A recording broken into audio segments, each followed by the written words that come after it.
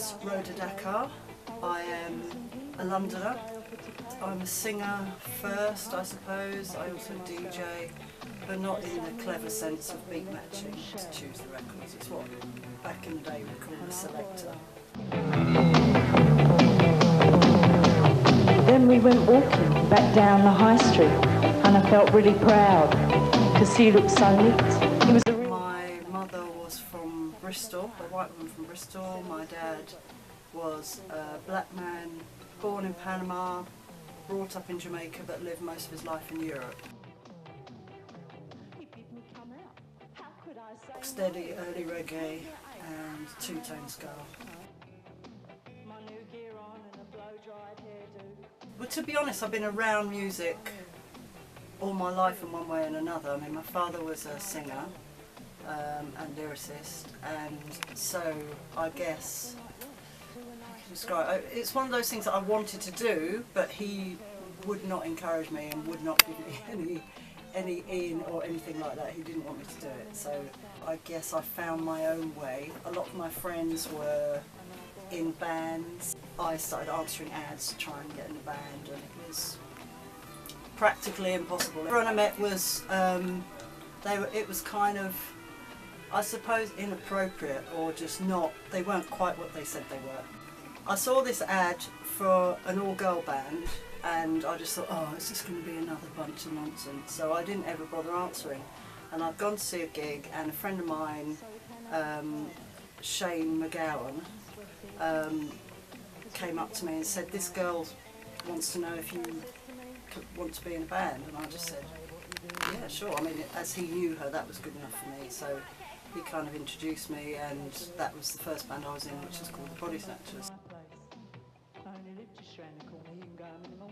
It was The Boiler, which was like a spoken word piece about rape. It was the first song that the Body Snatchers ever wrote, and because I'd come from an acting background, I'd done lots of theatre before that, and I didn't know how you wrote songs, so my only experience of writing or talking about a subject was to improvise. And so they were playing some music, and I just started to talk over the top about, just tell a story essentially. And that's how it developed, and eventually we developed it into a song, and we realised it was really powerful, and it was the only original song that we performed at our first gig. A couple of years later it was finally released, and oddly enough, until it was banned and taken out for all the shops, we did get to number 32, I think, or 34 in the charts. Because of the subject matter and the fact that it was deemed to be too scary, because it involved, I mean, I told the whole tale and it ended in screaming, and it was, you know, so it was, I guess it was kind of terrifying. I was supposed to explain how it was, it's horrifying, it's not fun, it's not, you know, it's not a bit of a laugh, it's not a giggle, it's not something you get over, it's terrifying, and that was the idea, that was the notion. And, you know, as my kind of, what was I, 20 when I wrote it or something like that, you know, and I just thought, yeah, this is going to change the world. And quite rightly, but, you know, I think it did change some attitudes. If I'm going to write a lyric, I try and make it mean something, or at least try and convey something of myself, of my ideas, of my intention, because music's very powerful. All I could do was scream.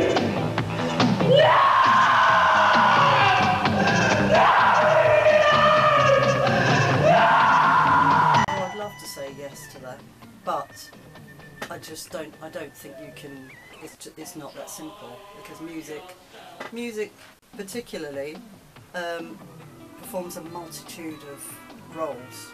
It's entertainment, it's background, it's fun, it's uplifting, it's informative, it's frightening, it's all of those things. It's a cry, it's a battle cry. It's all of those things, and so I don't think you can say within that wide spectrum that everything has to mean something, and I think everybody is different. I do think it behoves you to do the best you can every time, but I don't think you can say to people every song you write has to make a difference to social justice, because that would just be stifling as an artist. He looked so neat. He was a real Now, I see people who can't look me in the eye when they first come in, and 10 weeks later they're performing in front of an audience. There is a boost in their self-esteem, which then carries on into their schoolwork, their general comportment in society. You know, they know that they're important, that they have talent, and it kind of grows from there. So you give them something. It doesn't matter what it is, but give people the opportunity to shine somewhere, and that light will reflect over everything they do. Don't think somebody else is going to do it. Always assume that if you walk past it, somebody else might walk past it. So just essentially take part,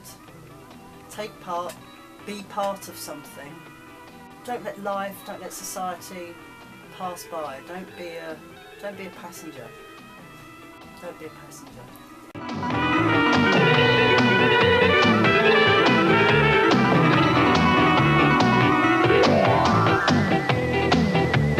So we came out this club, hot and sweaty, because we've been dancing all night. So he says to me, "Well, babe, what are you doing then?" "Well, I think I might get a cab," I said casually. "Oh, no, come back to my place. I only live just round the corner, you can go home in the morning, yeah?" "Well, I don't think so."